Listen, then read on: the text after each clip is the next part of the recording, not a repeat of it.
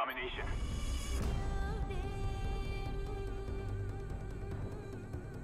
Capture the objectives. Alright guys, it's Benty2595 here and I'm back with another Call of Duty Black Ops commentary. But before I get into all that, first things first, I would like to thank all those that watched, commented and rated my previous video. I gained a few new subscribers, so hello to you new guys.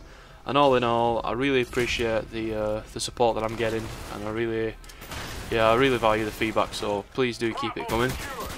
Just a quick word about that video. I did notice quite a few areas that I really do need to improve upon. I mean, I don't know how many times I said the word but it did start to annoy me after a while, so I will try my best to curb its frequency in this and in later videos, or future videos.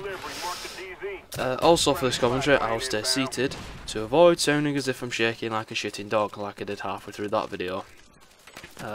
What it was, guys, is I kind of stood up and did the commentary and like stood up, sat down, and I think it was just dicking around with my like heart rate. So yeah, but I think it's just a case that once I get a few commentaries under my belt, by then I'll have developed some sort of style or relaxed into a rhythm of sorts, because at the moment I still feel like I'm trying to find my comfort zone really, but I suppose all that's natural when starting out. I mean, this is my second commentary, so I suppose it's all part and parcel of getting used to all this.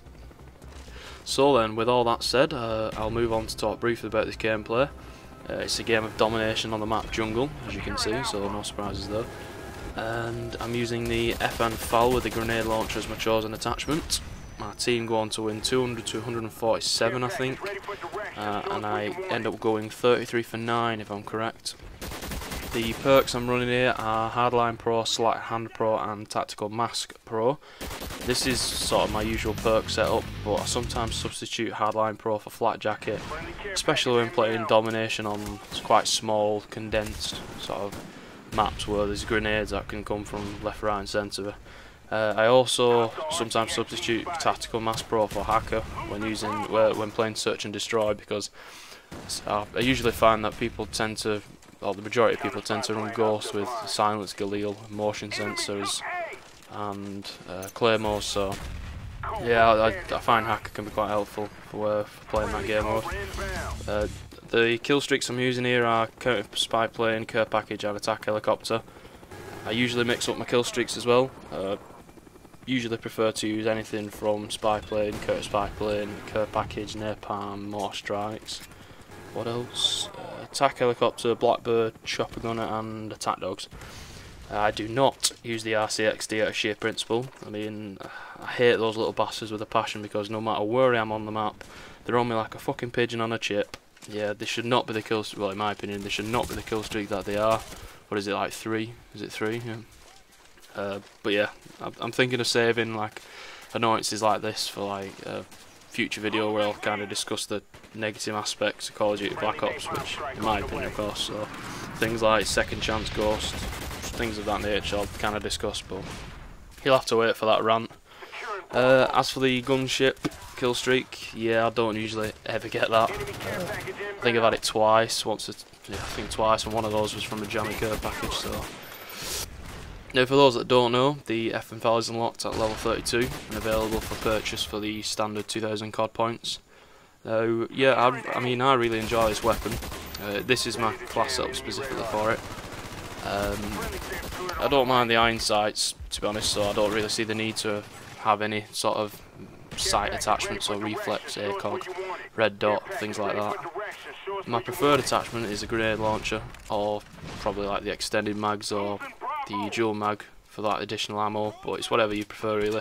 Personally, I always opt for the dual mag over the extended mag, unless of course I'm not really given the option, as with some SMGs. In fact I would say this rifle goes alongside the Enfield and M14 as being a highly underused rifle that you can sort of pick, which is unfortunate really, considering that it is a very effective rifle considering. But yeah, it is a very effective rifle once you get the hang of it. And in fact, contrary to popular opinion, it seems I'd actually take the FN-FAL over the M14 any day really.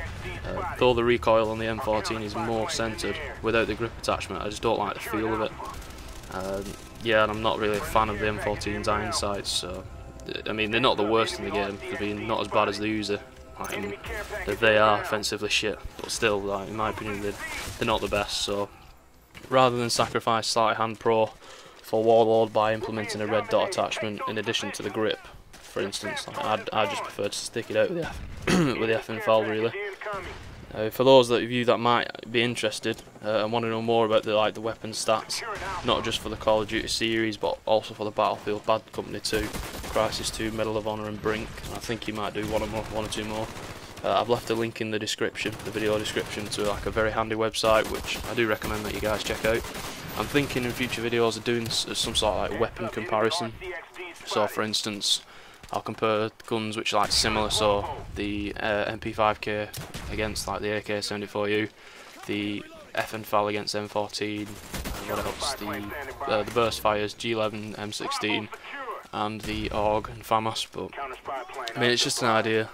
If you want to see that, guys, then just let me know in the comments. I've seen other people do it, so I thought I'd have a crack at it. Obviously it's not going to be on the par as something like Xbox Ahoy would do, but I'll see what I can do. Now, with the remainder of the video, I thought I'd give you a little bit of a history lesson to some extent. Now, before you instantly decide to dislike or like exit the video, just hear me out. I mean, I find this interesting. Always quite, I always usually kind of read up on what it is I'm using, and whether it's weapons or kill streaks and things like that. I'm quite sad, but anyway. So yeah, at least give me a chance. I mean, so I thought I'd tell you a little bit about this weapon, the FN-FAL's history. So, the FN-FAL is a 42-inch semi or fully automatic rifle which originated from Belgium. It's a 7.62 by 51mm caliber and a cartridge capacity of 20 rounds, or has a cartridge capacity of 20 rounds, should I say. Its muzzle velocity is approximately 2,700 feet per second and has an effective range of 656 yards. Its rate of fire is 650 to 700 rounds a minute.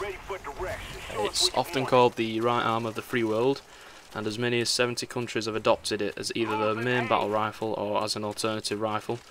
And throughout the periods of the 1960s, 70s and 80s, the FN-FAL became a symbol, or at least to some extent, of Western civilization fighting for freedom in really harsh environments. In the 1940s, the Belgian armaments manufacturer Fabrique Nationale developed a new assault rifle heavily influenced by the German Sturmgewehr, and I hope I pronounced that right.